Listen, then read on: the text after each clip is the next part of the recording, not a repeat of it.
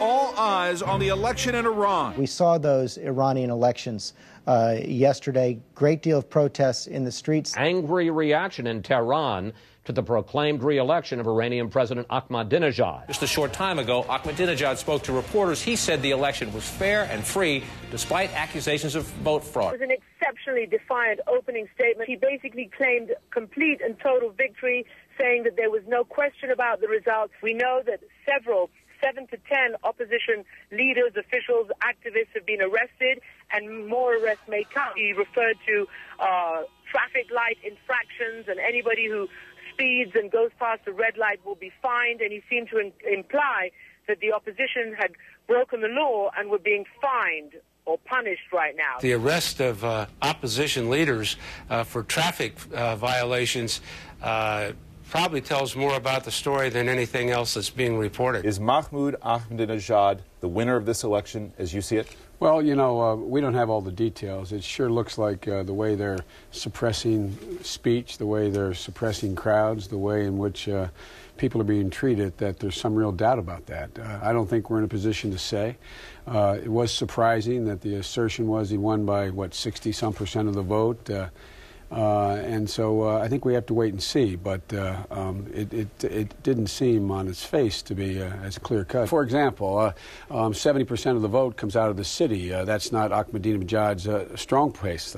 The idea he could get, 68 or whatever % of the vote, and in a circumstance like that seems unlikely. You sound like you have doubts. I have doubts, but we're going to withhold comment until we have a thorough review of the whole process and how they reacted in the aftermath. They know these numbers don't add up. I mean, I think that's the strongest message this morning. Joe Biden suggested this morning the numbers just don't add up in Iran. We have to see what the results were. We have to have an analysis of it, and that'll be being done by not just us, by every country in the world, and we can make a better judgment then. You don't want to recognize him as the president of Iran at this stage? Well, I'm not. Look, that's what they're announcing. We have to accept that for the time being. But there's an awful lot of question about how this election was run, and we'll see. I mean, we're just waiting to see. We don't have enough facts to make a firm judgment. If Ahmadinejad claims victory and the White House believes there are irregularities, does that diminish the reasons and the moral standing of Mr. Ahmadinejad to the point where you think dialogue should be lessened? I don't think any of us know at this moment. If he won in a legitimate election, that's one thing.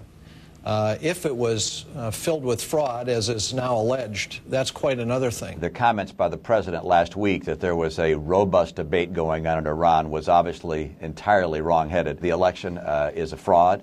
The results are inaccurate. What happens now in U.S. relations? First and foremost, we need to take a half step back from this administration's olive branch and apology approach to enemies and countries that have been hostile to the United States of America and our allies, particularly with regard to Iran. It's very clear that the president's policies of going around the world and apologizing for America aren't working. Just sweet talk and criticizing America is not going to enhance freedom in the world. This administration went out of its way. The president sent a message directly to the Iranian people. The president made the speech in Cairo, reframing the relationship with the Muslim world.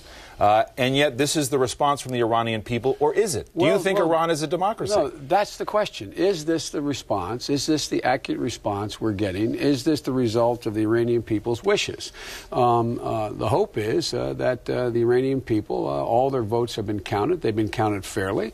But look, we just don't know enough, David. It's been less than 24 hours since the polls have closed. The law of unintended consequences came in again. I suspect that Cairo speech really scared the Grand Ayatollahs in Iran. If they were going to fix an election, this was the time to fix it, because the last thing they wanted to do was Barack Obama take credit for reformers winning in Iran like they already have in Lebanon. In the short term, that's bad news for us. I think in the long term, though, if the Ayatollahs are seen stealing an election as a result from what Barack Obama did in Cairo, I actually think that's a positive for the United States and Iran in the long run.